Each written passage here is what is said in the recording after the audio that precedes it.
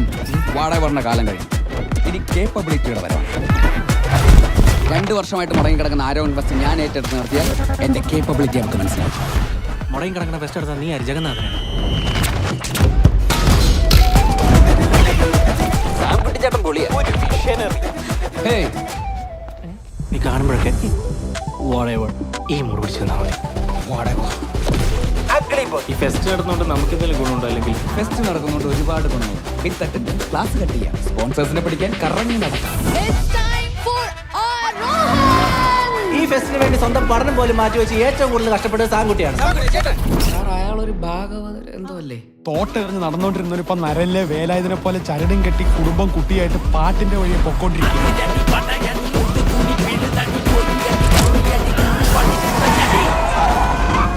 പക്ഷെ അനിയ വില്ലന്മാർക്ക് കൈയടി കിട്ടുന്ന കാലമാണ്. തോണ്ടിപ്പിച്ച് കളിക്കേണ്ട ആളാണോ അവൻ? ക്രിമിനലാണോ അവൻ? ക്രിമിനൽ.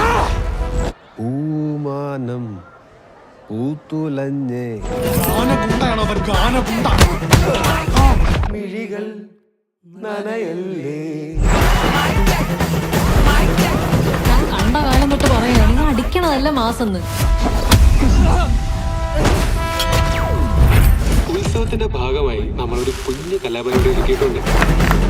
പരിപാടി നടത്താൻ തീരുമാനിച്ചിട്ടുണ്ടെങ്കിൽ ഇന്ന് വൈകിട്ട് കൃത്യം 8 മണിക്ക് സാക്ഷാൽ തോറാണെന്ന് പറഞ്ഞു. അമ്പല മൈതാനത്ത് വെച്ച് ഒരു അത്യുഗ്രൻ ഗാനമേള.